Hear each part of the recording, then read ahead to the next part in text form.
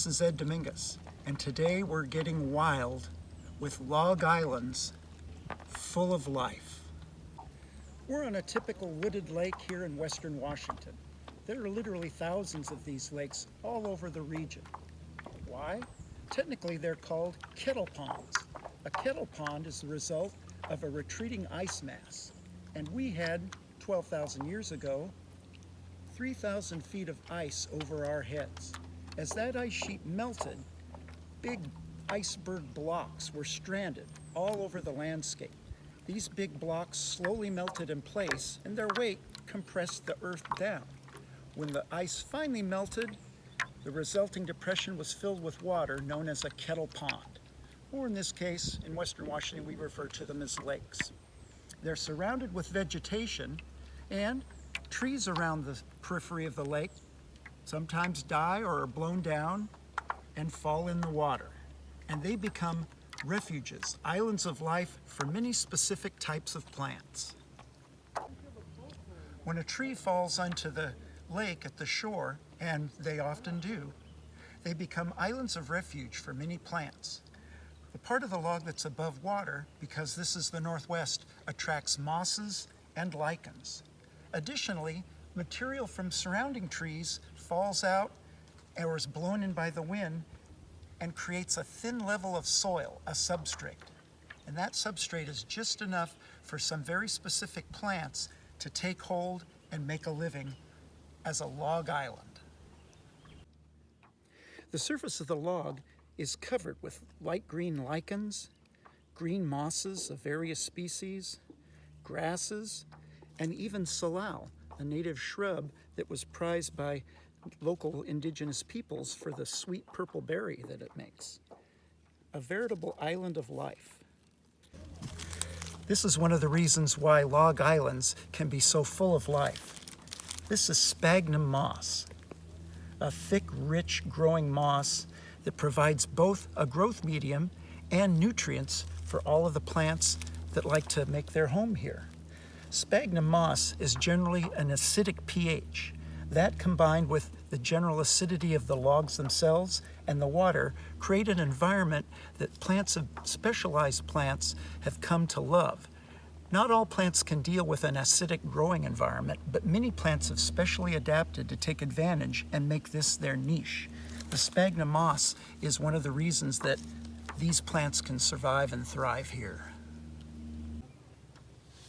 This beautiful flower belongs to a plant called bog laurel, or kalmia. Bog laurel grows in this area and is a very unique flower because inside the beautiful pink and white petals, there are 10 little antennae that we call stamens. Stamens have little pollen pockets at the tip. All flowering plants have this, but the kalmia is unique in that the stamens are spring-loaded. They're flat against the back of the petal, and when a pollinating insect comes in to get some nectar, the stamens trigger and shoot up and stick to the insect's body, dusting it with pollen. Then when the insect visits another flower, the same thing happens, and pollen is transferred from flower to flower, and thus the bog laurel reproduces itself. Another plant that thrives in the acidic environment provided by the sphagnum moss is the beautiful white-flowered Labrador tea. Labrador tea has beautiful 5-petaled white flowers, and the leaves on the underside have rusty hairs that are distinctive for this plant. Labrador tea was indeed used as a tea by members of the Hudson's Bay trapping country as they were exploring North America. But beware, they used the dried leaves of the Labrador tea to steep for tea. The leaves, when green, have a toxin that will make you sick. So if you're looking for a wild plant to make a tea out of, stick with stinging nettles and leave the Labrador tea alone. It just is too potentially dangerous.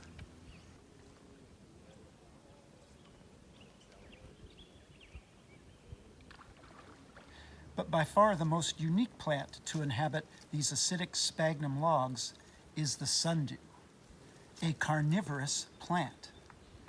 Yes, sundews have turned the tables on the insect world. Instead of being eaten by insects, the sundews eat the insects.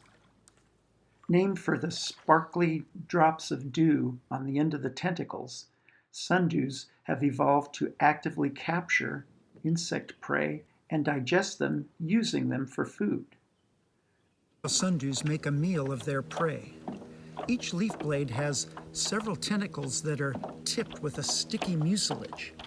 When an insect lands, they become mired down in the sticky flypaper.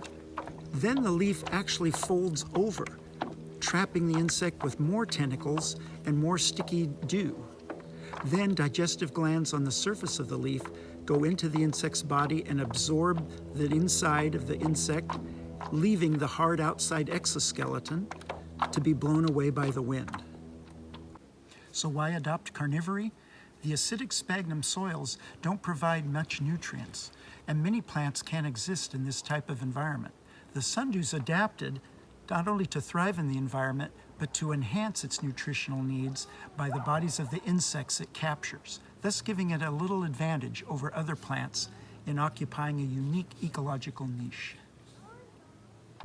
Bog islands, miniature ecosystems that are host to unique varieties of plant life. The world of nature is waiting for you. So get outdoors, stay curious, and please hit subscribe and join me for Getting Wild.